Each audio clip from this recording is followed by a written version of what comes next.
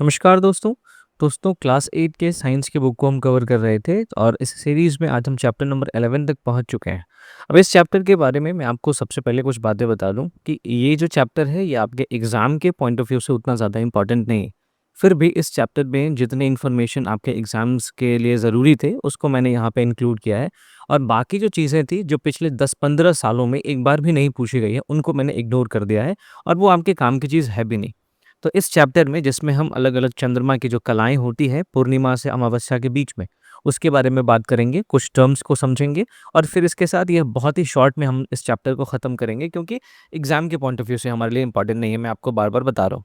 तो आई am your दोस्त Rahul Sharma and I welcome you all to Rahul Sharma Education. दोस्तों चंद्रमा जो है वो पूर्णिमा से अमावस्या के बीच में घूमता रहता है। अमावस्या से धीरे-धीरे चंद्रमा का आकार बड़ा होकर पूर्णिमा पहुंचता है और फिर पूर्णिमा से चंद्रमा का आकार धीरे-धीरे छोटा होते-होते अमावस्या में जब वो दिखाई ही नहीं देता इस स्थिति में पहुंच जाता है। पूर्णिमा को हम फुल मून कहते हैं और अमावस्या को न्यू मून कहते हैं क्योंकि इसके बाद से धीरे-धीरे फिर से चंद्रमा बढ़ना शुरू हो जाता है। तो चंद्रमा की कलाओं के बारे में जो पहला टर्म आपको ध्यान में रखना है वो है वर्धमान काल या फिर इसको वैक्सिंग पीरियड कहते हैं। वर्धमान का मतलब होता है दिखने वाला। तो जब ऐसा टाइम जबकि हम जो चंद्रमा का दिखने वाला भाग है वो हमें बढ़ता हुआ दिखे, ऐसे काल को हम वैक्सिंग पीरियड या फिर वर्धमान काल कहते हैं। जैसे आप इस तस्वीर में देखिए, यहाँ पे अमावस्या है, धीरे-धीरे चंद्रमा का जो दिखने वाला हिस्सा है वो बढ़ता जा रहा है, बढ़ता जा रहा है। तो इस पीरियड को, इस काल को हम वैक्सिंग पीरियड कहते हैं, यानी कि जिस काल में चंद्रमा का दिखने वाला भाग बढ़ता जाए, उस काल को हम वर्धमान काल या वैक्सिंग पीरियड कहते हैं, ठीक है? फिर दूसरा होता है वैनिंग पीरियड, क्षीयमान काल। यानी कि जिस काल में चंद्रमा का जो दीप्त भाग है, दिखने वाला भाग है, वो कम होता रहे। जैसे कि आप यहाँ पे इस तस्वीर में देखिए, यहाँ पे फुल मून है, पूर्णिमा है, फिर धीरे-धीरे यहाँ पे चंद्रमा कम हो रहा है ना? तो इस काल में जब चंद्रमा का दिखने वाला भाग कम होता है, तो इस काल को हम क्या कहते हैं? वैनिंग पीरियड कहते हैं या इसको क्षीयमान काल कहते हैं, ठीक है? तो ये द 2 टर्म आपको इस चैप्टर से ध्यान में रखने हैं। फिर एक और चीज़ है जिसको कहते हैं गिब्बस। आखिरकार गिब्बस क्या होता है? इसको हम हिंदी में अर्धाधिक कला कहते हैं। गिब्बस ऐसी स्थिति होती है जब चंद्रमा का आधे से ज़्यादा दिखाई देने वाला भाग हमको दिखे। इस वाली तस्वीर में आप देखिए, इसमें चंद्रमा का आधे से ज़्यादा भाग हमें दिख रहा है।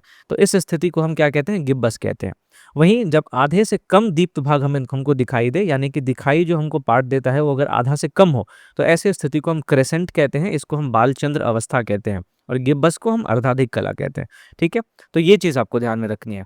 उसके बाद अगला जो हमारे लिए इम्पोर्टेंट टर्म है वो मीन सोलर डे। इससे कई बार सवाल पूछे गए हैं, तो ये चीज़ आपको समझनी है।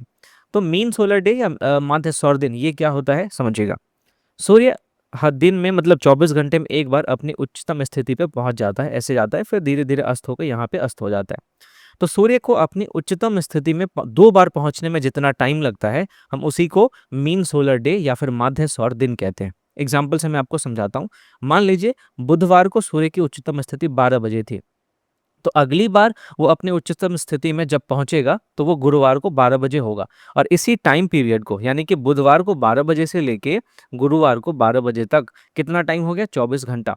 तो ये 24 घंटा जो है हम इसी को मीन सोलर डे या फिर माध्य सौर दिन कहते हैं, क्योंकि सूर्य को अपनी उच्चतम स्थिति में 2 बार पहुँचने में एग्ज़ैक्टली आप देखें तो 24 घंटे का समय लगता है। इसलिए हम 24 घंटे को 24 आवर को मीन सोलर डे कहते हैं।